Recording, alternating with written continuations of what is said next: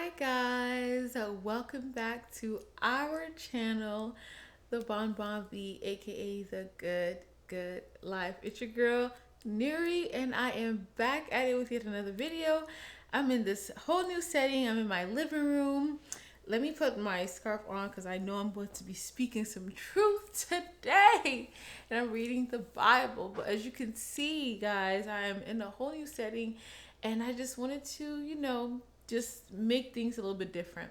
Today, I wanted to get on here to address something that I know a lot of you guys are experiencing when it comes to um, attacks from the enemy, right? And you feel like your enemies, people, and it not necessarily spiritual enemies or spiritual attacks, but I'm talking about attacks from people that you actually know, people that you've seen, your past friends or people that have treated you badly, and you're wondering, why do you feel consistent attacks from these people, from these enemies, and it seems like they're always getting away with them. And one thing I'll let you know is that God will deliver you from the attacks of the enemy. He will. And a lot of times, I've had multiple videos where I've talked about the fact that your enemies, the attacks of the enemies, are actually playing into God's plans a lot of times, where they're attacking you not knowing that they're playing right into God's plans. The devil uses them not knowing that they are actually causing their own demise. The devil doesn't care what happens to them. The devil cares that he is taking your attention from God. He is pulling your attention from God, and he is causing them to do evil. So he's winning two birds. He's killing two birds with one stone. He's taking your attention from God through you focusing all your attention on the attacks of the enemy and away from God, as well as he is causing them to sin, causing them to do wickedness towards you, especially if you're anointed or you're a child of God and you're saved. You know, they're attacking you not knowing that they are causing their own downfall in the process. So I wanted to read Proverbs 16 verse 7, and it goes, when people's lives please the Lord, even their enemies are at peace with them. Because whatever it is that God does with his people, the enemies they will be at peace.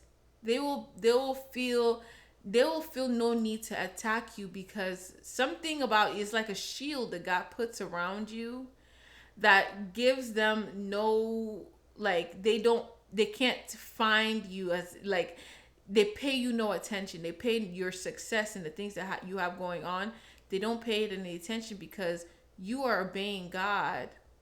Either they don't pay any attention, or they feel stupid for attacking you for doing the things God's way. So I'm going to read Joshua 23 verse 1 through 16. So bear with me while I look it up on my phone. Joshua 23.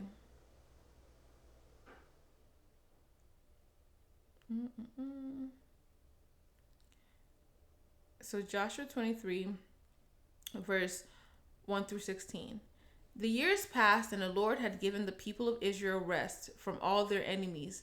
Joshua, who was now very old, called together all the elders, leaders, judges, and officers of Israel. He said to them, I am now a very old man. You have seen everything the Lord your God has done for you during my lifetime. The Lord your God has fought for you against your enemies. I have allotted to you as your homeland all the land of the nations yet unconquered, as well as the land of those who have already conquered, from the Jordan River to the Mediterranean Sea in the west. This land will be yours, for the Lord your God will himself drive out all the people living there now. You will take possession of their land, just as the Lord your God promised you. So be very careful to follow everything Moses wrote in the book of instruction. Do not deviate from it, turning either to the right or to the left. Make sure you do not associate with the other people still remaining in the land. Do not even mention the names of their gods, much less swear by them or serve them or worship them. Rather, cling tightly to the Lord your God as you have done until now. For the Lord has driven out great and powerful nations for you, and no one has yet been able to defeat you. Each one of you will put to flight 1,000 of the enemy, for the Lord your God fights for you, just as he has promised. So be very careful to love the Lord your God. But if you turn away from him and cling to the customs of the survivors of these nations remaining among you, and if you intermarry with them, then know for certain that the Lord your God will no longer drive them out of your land. Instead, they will be a snare and a trap to you, a whip for your backs and thorny brambles in your eyes, and you will vanish from his good land the Lord your God has given you. Soon I will die going the way of everything on earth. Deep in hearts, you know that every promise of the Lord your God has come true. Not a single one has failed. But as surely as the Lord your God has given you the good things he promised, he will also bring disaster on you if you disobey him. He will completely destroy you from this good land he has given you. If you break the covenant of the Lord your God by worshiping and serving other gods, his anger will turn against you, and you will quickly vanish from the good land he has given you. Now, I had to read that entire chapter. That's chapter 23 of Joshua. Very important. Okay, and I'm going to break it down. I'm going to break it down because Joshua is saying this is almost the end of his life, and he's saying that this entire time God has protected you. He has been with you this entire time. You have destroyed all of your enemies, and your enemies, they have no way of defeating you in any way, shape, or form, because this entire time because Joshua was with them at the time, he was the one that was judging them. He was guiding them, assuring that they followed the laws of Moses, or the laws of God through Moses, right? The laws that were written by Moses from God. And he ensured that. And because of that, they were seeing the glory of God. They were blessed in every way. They were able to conquer the lands that God, had for them, the promised land. And Joshua was saying, do not go to the left or to the right of the laws of Moses. Follow it directly to the T. If you obey God's orders, he will be with you. He will protect you. He will be with you in all your ways. But if you deviate from it, he will turn his back on you. And he was saying, he said, you have everything you've wanted in your lifetime. The Lord has fought against your enemies. You didn't fight against your enemies. The Lord fought against your enemies. The Lord was the one that had your back the entire time, because if you fought against your enemies on your own, there is no way you would win. And then he said, be careful to follow. So I already said that. Be careful to follow the law of Moses, but make sure you do not associate with the other people still remaining on the land. Right? You've conquered their land. Do not associate with them. And I'm going to say this in the most modern of times. A lot of times we try to assimilate with people, right? We know what we need to do. We know the right things to do, but we tend to follow what other people are doing because we want to fit in. And the thing is, God put us on this earth, want to be unique, but to be leaders, not followers. Right? To do the will of God, and people see what you're doing and they are inspired by what you're doing, and they choose to follow it. Because if you choose to follow them, you are assimilating to the world, as opposed to you being an example for the world to follow. A lot of times it's harder, it feels, I promise you it's not hard, but it seems like it feels harder for you to go against the grain. Okay, you know what you're doing is right, but if you follow them, you're going to fit in. Okay, I promise you, it is better to not to stand out than to fit in. It's better to stand out than to fit in. There's nothing that they're gonna do but look at you like, oh my gosh, what is this person doing? But at the same time, they're looking at you like, what are you doing? But it is still a good thing. You're doing God's will. They're going to be inspired by it. I promise you. If you do God's will, you follow God's will, you stay away from the atrocities of this world, you will be an example for others and they will want to follow you.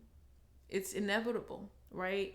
And do not mention the names of the gods, much less swear by them or serve them or worship them. So another thing I will say, and it's further in the Bible, it's mentioned numerous times.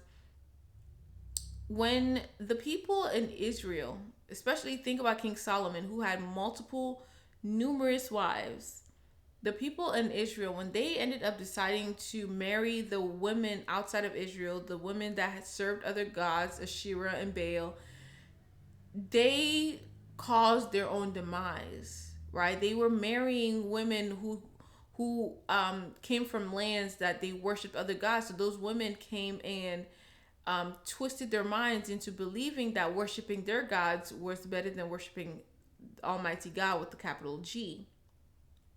And so in this day and age, what we see is a lot of believers, a lot of people that are Christians being married or getting in relationships with people who are unequally yoked with them, right?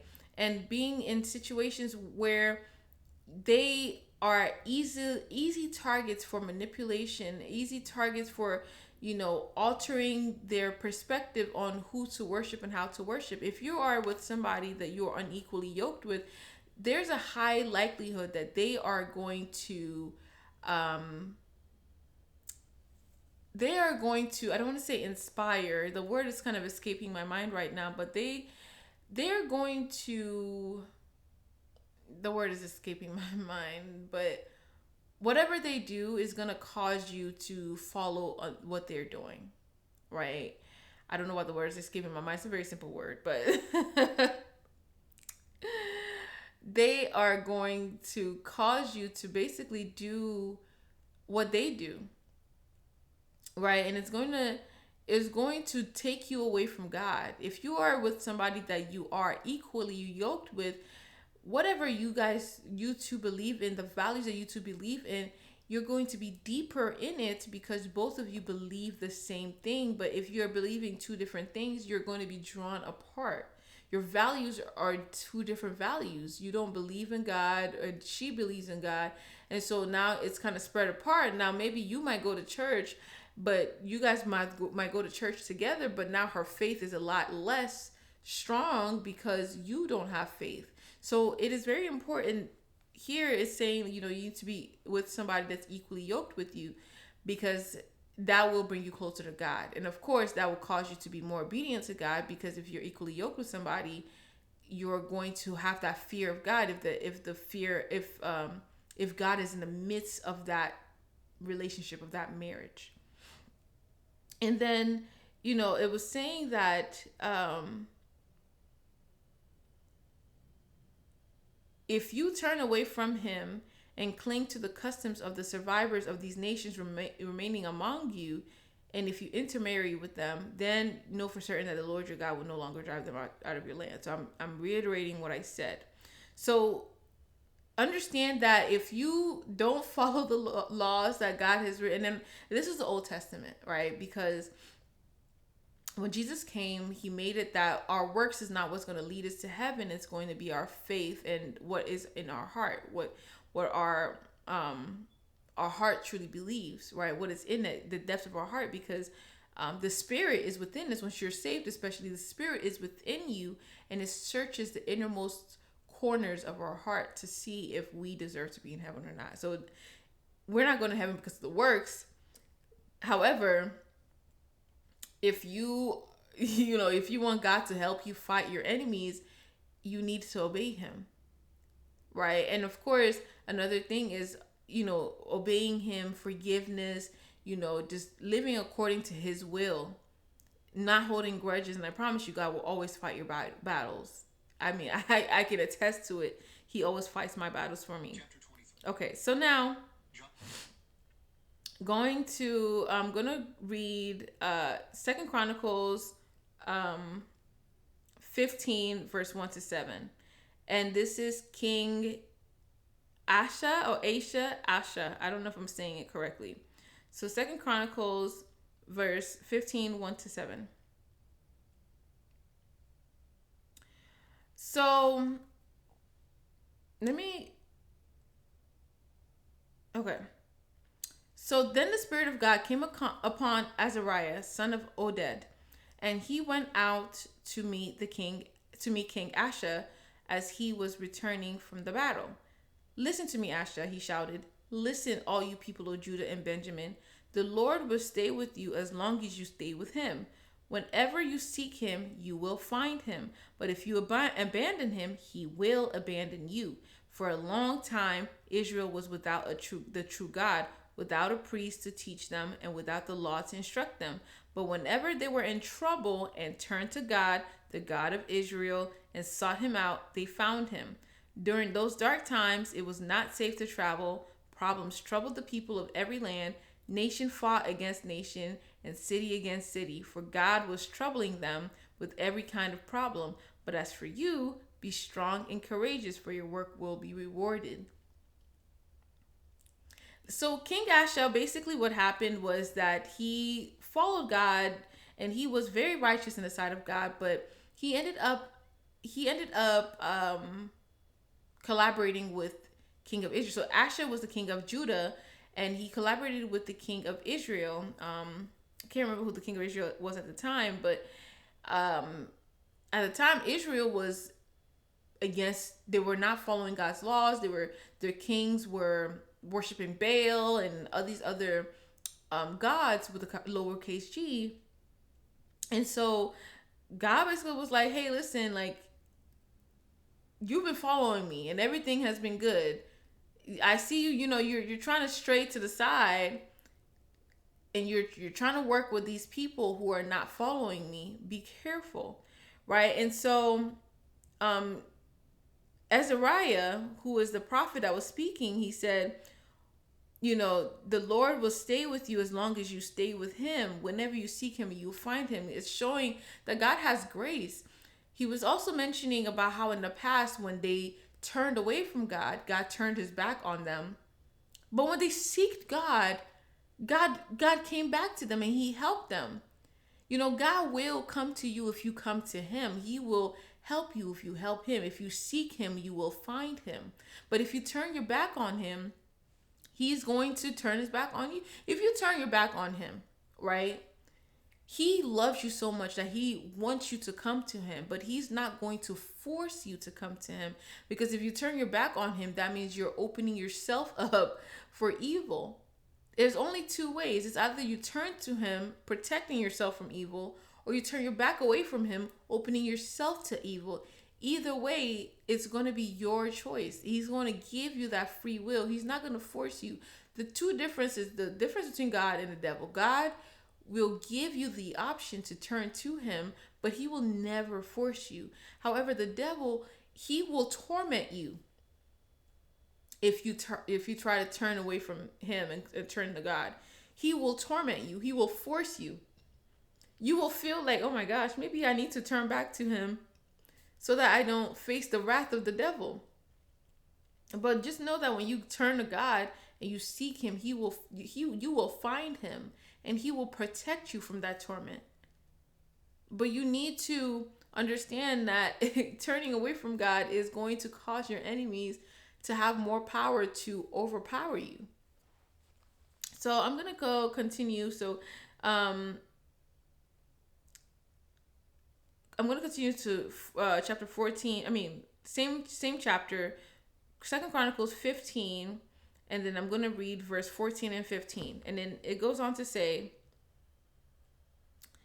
they shouted out their oath of loyalty to the Lord with trumpets blaring and ram's horns sounding.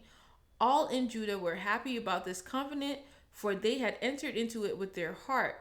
They earnestly sought after God, and they found him, and the Lord gave them rest from their enemies from every side.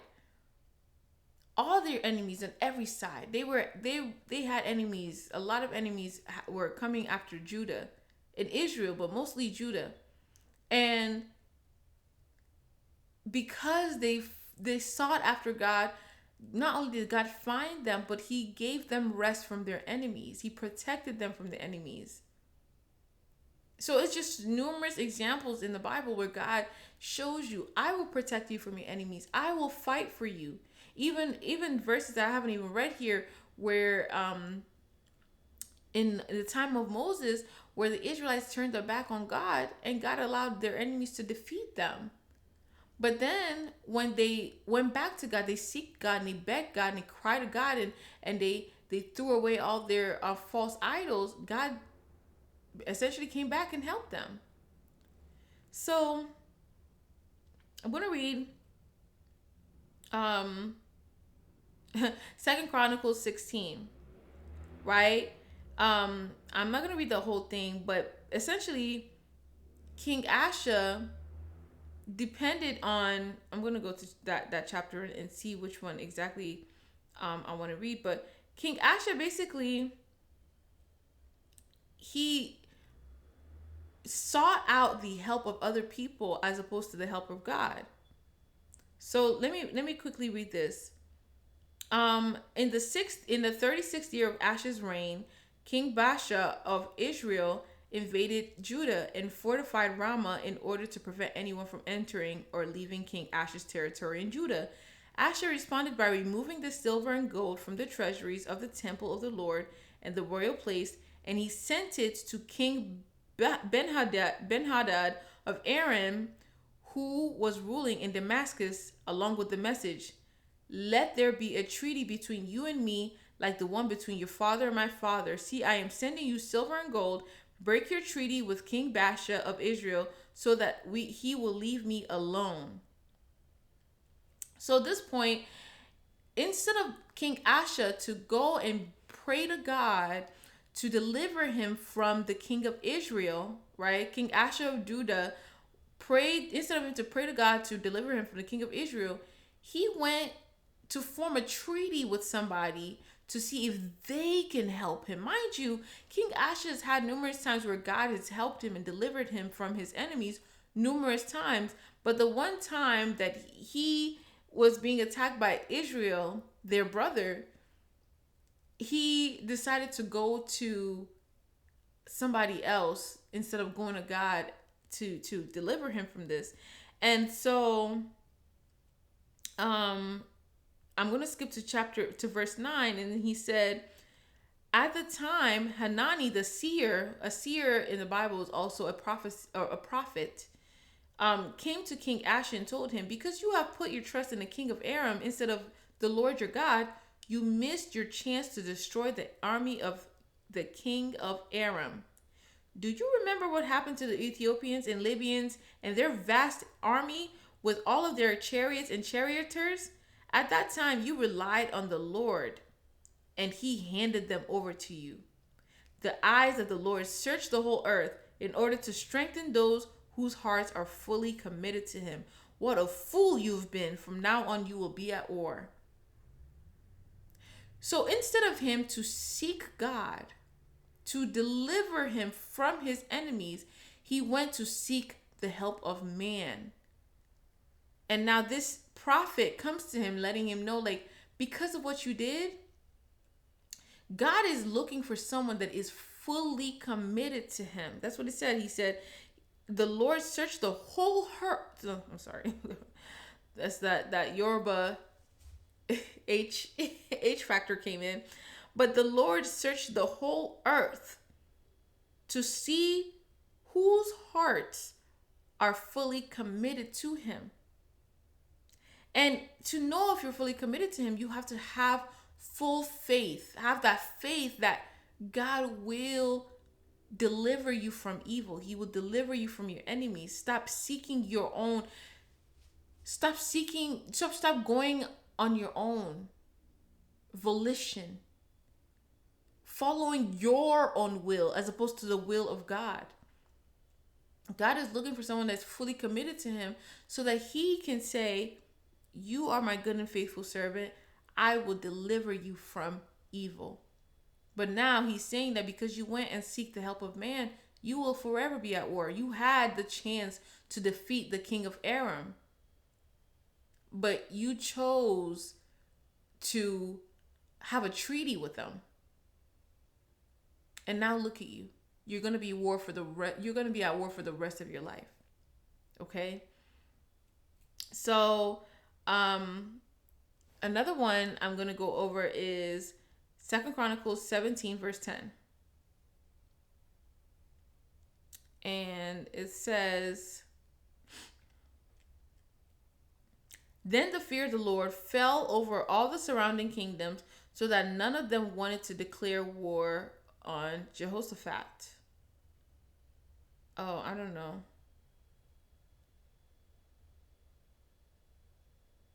Yes. So I said this specific one because Jehoshaphat, who was the king of Judah after Asa, he was righteous in the sight of God. And this verse showed because God loved him so much and he protected him, he did everything for him. The fear of God fell on all of the kingdoms around. That's what I'm trying to let you know. If you follow the will of God and you obey him, all your enemies are going to fear. They might either fear, they might not even see the need to attack you. God will protect you from any attack of the enemies, where your enemies you will be at peace from attack from your enemies, because your enemies will not even want to attack you. It says, the fear of the Lord fell over all the surrounding kingdoms, so that none of them wanted to declare war on Jehoshaphat. Jehoshaphat was the king of Judah after Asa. So you have to understand, God is with you. Sorry, my feet is sleeping. my feet is falling asleep. But God is with you at all times. He is with you. He wants to be with you. He wants you to serve him, but he also wants to help you. But he can't help you if you don't want him to. And if you don't serve him, if you turn your back on him, if you disobey him, it's obvious that you don't want him to help you. Right? So anyway, so Jehoshaphat, I'm gonna skip. He does good in the sight of God. God loves him and God takes care of him. But one thing that Jehoshaphat did that really harmed him, I'm gonna read 2 Chronicles 19 verse 1-3, because Jehoshaphat makes a major mistake. When King Jehoshaphat of Judah arrived safely home in Jerusalem, Jehu, son of Hanani the seer, went out to meet him. Why would you help the wicked and love those who hate the Lord? He asked the king. Because of what you have done, the Lord is very angry with you. Even so, there is some good in you, for you have removed Asherah poles throughout the land, and you have committed yourself to seeing God. So what I missed, I should have read 2 Chronicles 14-17. So basically what happened was Jehoshaphat ends up working with Ahab, right? Ahab, we know who Ahab is. If you don't know, Ahab is the husband of he was the king of Israel and the husband of, what's that lady's name? Jezebel. I don't know why her name escaped my mind, but Ahab is the husband of Jezebel. And so Jehoshaphat, he ended up forming a pact with Israel to help them with something. I should read it. Let me go ahead and read it. I'm going to read let me go ahead and read it. But basically, let me see. If I can find that chapter. It's chapter 18. I didn't write it down. Okay, I didn't write it down, but it's chapter 18, Second Chronicles chapter 18.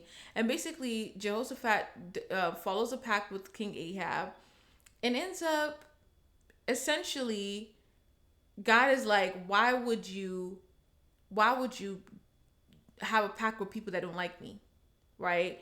But he also said that, okay, so you did a pact with them. However, you have done good in the sight of God, right? You have destroyed the poles of Asherah. Asherah is a female goddess, like equivalent to Baal, but she was a pagan goddess that they worshipped back then. I was Jezebel's goddess, and so essentially, he was saying that you messed up. You know, you just pissed God off because you decided to form a pact with somebody to help somebody who doesn't love God. Why would you do that? You know, that goes back to being unequally yoked, you know, with God, and following people that are not going to help you because they don't like God. They're going to cause God to have that anger about, because you are surrounding yourself with people that don't like God. Why are you helping people that don't like God?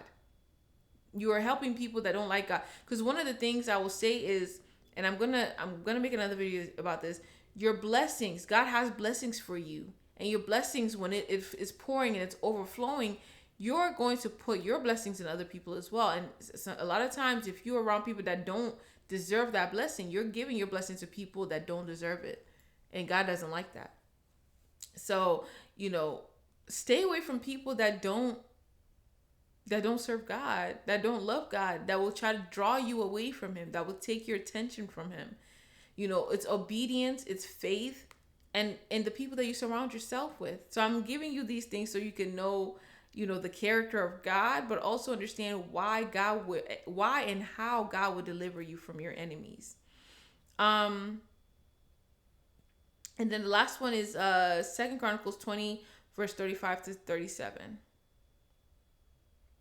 So Second Chronicles 20 verse 35 to 37.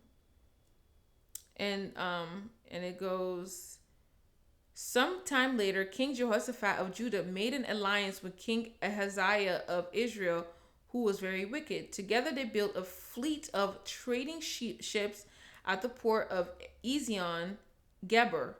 Then Eleazar, son of Dodavadu, oh my days, Dodavahu from Marisha, prophesied against Jehoshaphat and said, because you've allied yourself with King Ahaziah, the Lord will destroy your work. Okay, so the ships met with disaster and never were put out to sea. So I'm saying all this to say there are, I should have even made a list, and that's what I'm going to do. It's from, okay, so there's a list of things that you need to do for God to be able to deliver you from the attacks of your enemies. Okay, and there's multiple things within that list, right? One is to be obedient to God. Okay, follow his laws. If he tells you to do something, literally, not necessarily follow his laws like your works is what's going to get you there. But if God tells you something, God is within you, and he tells you, you know what's right from wrong. You know what's good from bad. He will let you know. It's a small whispering voice in your ears telling you, don't do this thing. And if you don't know the voice of God, I think I've made a video about it, and if not, I'll make another one to talk about the voice of God and how to discern his voice. But you know what to do, and if you don't know, you know, to follow God's will, like I said, I'll make that video. But God is telling you, follow his will. Pray that the desires of your heart align with the will of God, so that when you follow his will, it is easier for you because you actually desire to do it. Do you get what I'm saying? Be obedient to God, and I promise you, God will not turn his back on you. First of all, God doesn't want to turn his back on you. You are turning your back on God. And if you turn your back on God, you're opening yourself to the devil. So that's one, being obedient. Secondly, be around people that you're equally yoked with. Be around people that will bring you closer to him. Be around people that will not take your attention away from him. Be around people that actually love him. Okay? Now, no one is saying, it's very important that you understand, you kind of have that discernment of what I'm saying. you should want to bring people to the kingdom. And of course, bring people to the kingdom means that you need to be around people that don't know God yet. What I'm saying is, when you are surrounding yourself with people that you are friends with, you are in relationships with, you are doing business with, doing important, those types of important relationships with people, you need to be with people that will draw you closer to Him. You need to be with people that will bring you closer to Him so that you are not taken away from Him.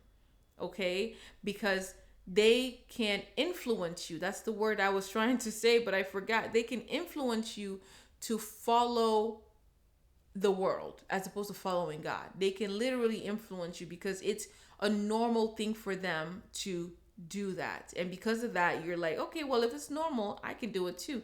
That's how it works. So staying away from people that don't love God. So obeying God, staying away from people that don't love God. And also, okay, yes, and I also mentioned to follow His will. Okay, and when you do these things, when you you know seek to find Him, when you look for Him, when you look for God, He will find you. And when you turn your back from Him, He will, you, not even He will, you will. It's you. It's your will that's causing this. If you turn your back on Him, you will open yourself for demonic attack. You will open yourself for your enemies to attack you, and you open yourselves for your enemies to win against you. Okay? But right now, if you're following the will of God and you feel like your enemies are still attacking you, just know that those attacks are working in your favor. I promise you. I mean, it's happened to me numerous times. I mean, it has happened to me numerous times where the attacks of my enemies have worked in my favor because I was following God's will. When you follow God's will, when you do things according to God, when you get the blessings of God, you are going to attract a lot of enemies. You're going to attract a lot of haters. You're going to attract a lot of naysayers. So you have to be aware of that. Jesus said to, you have to bear the cross. You have to bear that cross. Jesus went through it, so you will be persecuted. There are people that are going to look at you like, why does she feel like she's better than me? Or why does he think that, he doesn't want to follow us? I've had people tell me, why do I want to go against what everyone is doing? Why do I want to go against the crowd? Why do I think that I'm better than people? Because I want to do what I believe is right. I want to do what I want to do because I don't want to follow the crowd. People are going to look at you funny. People are going to look at you crazy. But at the end of it all, you're going to win. You're going to conquer. You're going to make it to the kingdom. And they're not. Narrow is the way to heaven. Broad is the road to hell. It's very broad and very vast. It's so easy. Just like how there's one truth and many lies. There's one road and it's very narrow, but numerous roads to destruction. Okay? So you guys, I hope this video did something for you. I hope it resonated with you. Please let me know. I want to hear in the comments if any of the things that I said added up. I wanted to put some scriptures in here to align with what I'm saying, because I know that since I've been reading the Bible, I have been getting a lot of God's personality. I've been seeing who He really is. I understand His true character. A lot of times people try to twist the word, but if you read it for yourself, you will know who God really is. He is a very good God, very kind, very generous, very graceful, very forgiving, very patient. There are so many times where the Israelites turned their backs on Him, and He took them back each time they came back to Him. So anyway, I don't want to talk too long. This video is already long enough. So let me know if you like this video. Like, share, and subscribe. And I want to pray for you guys. I want to pray for you guys. I pray, God, thank you so much for being with us now and speaking freely through me, using me as a vessel to share your word with the people. Lord, I pray that the people listening to the sound of my voice right now, I pray that you open their spiritual eyes, their spiritual ears to receive the message that you have relayed to them. Please give them the strength to keep going, to have that faith, to know that you are with them. And if they continue with you, give them the knowledge that if they continue with you,